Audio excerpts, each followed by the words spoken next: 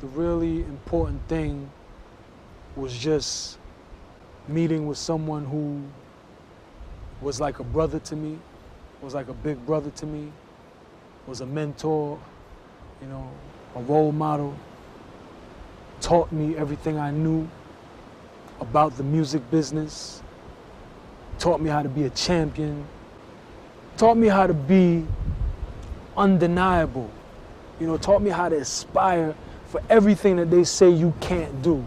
And he taught me how to work hard. He taught me that it's really not about how talented you are or the probability of what you're trying to do is, it's about how hard you work until the last T is crossed and the last I is dotted.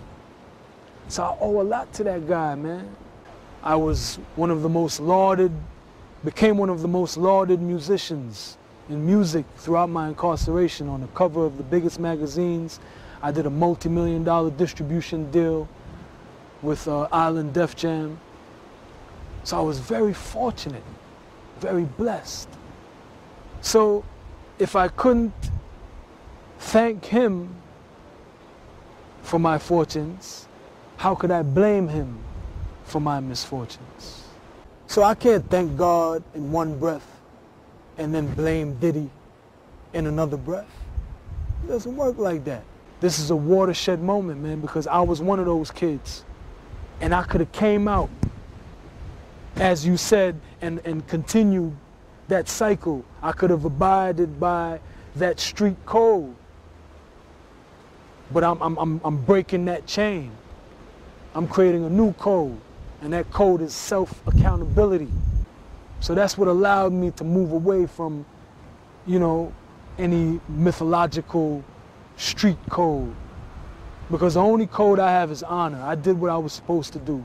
I didn't lie on another man to get myself out of trouble. I didn't, you know, talk about what another man did or didn't do to get myself out of trouble. And that was the most important thing for me. And I was rewarded for that. That's why I survived being incarcerated. So I've been extremely fortunate. Why? Because I didn't sit down and blame anybody. I didn't sit down and force the hate for Diddy or anybody. I sat down and I held myself responsible. I sat down and thought about how I would never make the same mistakes to break my mother's heart.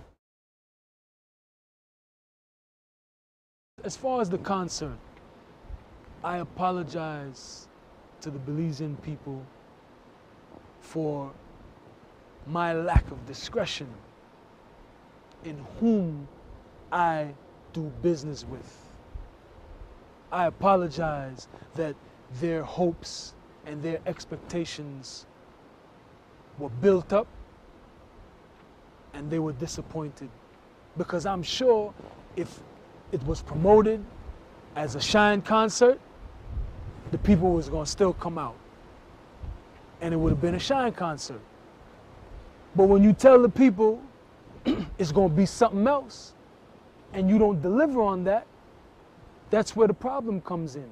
But that was not Shyne. This was not a Shyne production.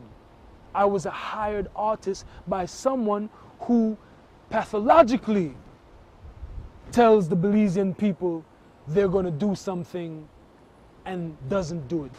But you put your name on the line. I did an interview with you.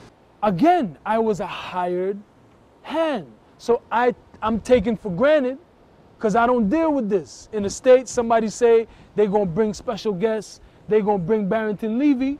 That's what they do. Because my guys in the States are on it. But that was my bad. I apologize for that because I should have known better. I should have had somebody on the ground that knows Belize in and out to make sure everything would be as it is promoted and as was promised. And I'm going to do a free concert.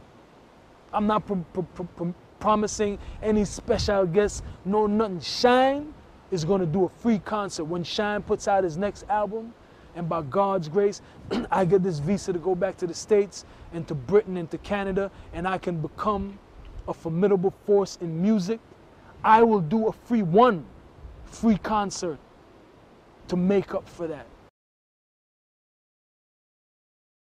You are not on your A game Was not on my A game. at the time of saying. So you are on your A game. I am on my A game, but I need to be on my AAA game. Explain what you say. An artist, Americans like to use this term. He lost his mojo, Yeah. right? Americans like to Now use they this say you lost your swagger, Jules. See? swag. Come on, Jules. You got to get your young man game together. See? You might have some young man issues, but I'm there with the people. You got to get your swagger. You lost your swagger. Okay.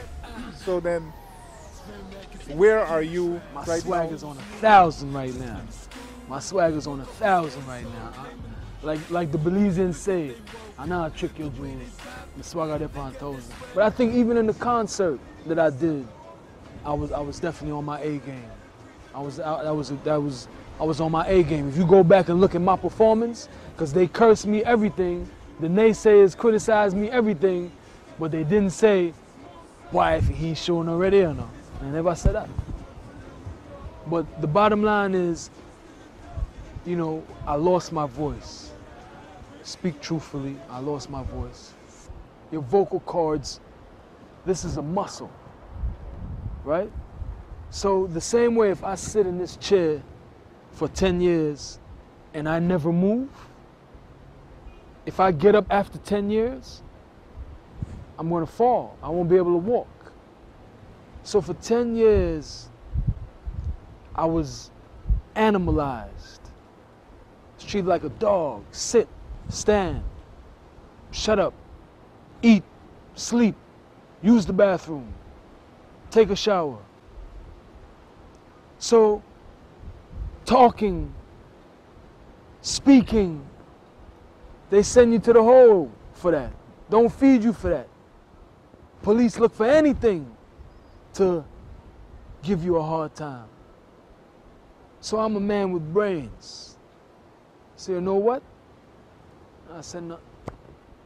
Because the police waiting for you to say something, the informants waiting for you to say something so they can go tell the police what you said. So I learned to be quiet and to mind my business. So professionally, that was not good.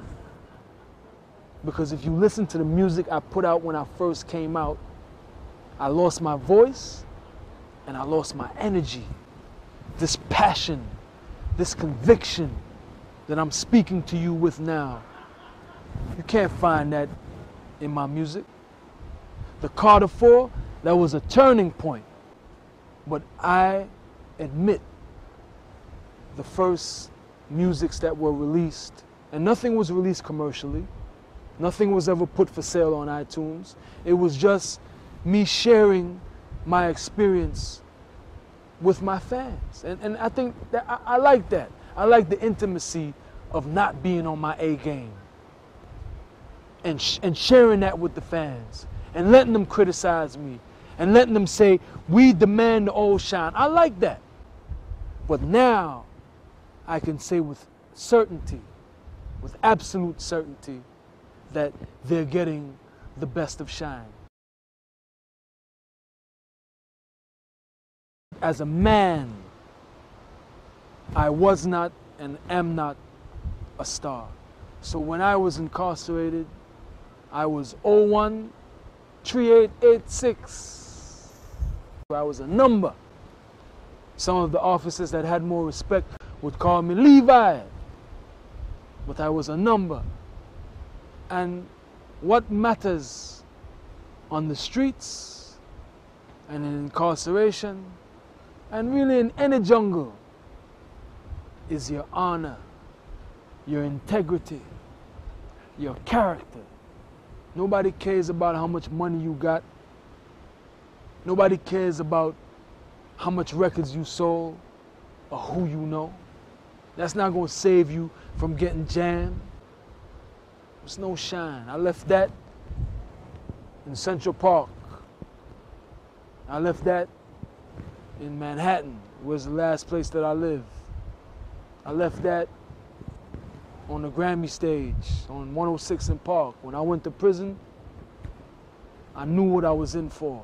When I came to jail, I grabbed the mop and I grabbed the broom and I said, yo, I'm a sweep and mop, leave my cell open, let me use the phone when I want to use the phone and don't bother me. Because while everybody was running to him saying, yo, this one is selling drugs over there, this one is doing this, or he snuck this and he smuggled that in. I don't know nothing, I don't see nothing, don't ask me nothing. Only thing that's gonna save you is, yo, he's a man of his word. He's a man of integrity. He's an honorable man. So it wasn't Shyne, you know, the superstar, you know, Shyne, you know, the celebrity. It was Shyne, our brother. Shyne, the general, man. Salute you for holding your head and not going out like a sucker. For me, that's what got me through. Just being a man and having integrity and having honor. That's what got me through, man. That Shyne thing, that wasn't gonna work. When you say someone got dipped, Yeah. he got Deported. deported. Yeah. A lot of the mainstream society's criticism against you, man, you get dipped, you don't want there. Jules, we just talked about that in the conversation. I banned the Belize. So now, when I came to Belize, I could have left the week after I came to Belize, man. Come on, I'm rolling. Money, you can go anywhere. I could have went to Turks and Caicos, I could have went to Dubai, I could have went to Paris. Paris love everybody. I deliberately stayed in Belize to show my people love. From Carousel Street, Jules, that's where I come from. From Brooklyn, New York, in the gutter, in the ghetto. Right? I didn't grow up in Long Island, in the Hamptons, or in Westchester. I grew up in Chattertown, Church Avenue, and Flatbush. The security guard didn't want to come to school. The teacher had the police in the classroom. It hurt me that I can't do more for my Belizean brother and sister. It hurt me sincerely, man. It really hurt me, it really devastated me. I think something may happen in my naive state of mind and I may be able to bust out hard and able to pick the brother and sister them up and bring man here and do big thing. But I dey fight, Jules. I dey fight, so when I be optimistic, the Belizean people want to pray for me. One of their son will never turn his back on Belize, and we hope we get a visa to go to the United States of America so we can take these things along with Niche, along with the film commissioner, and we can go and we can present Belize and Belize best. But I deserve a chance. I had to beg for a chance.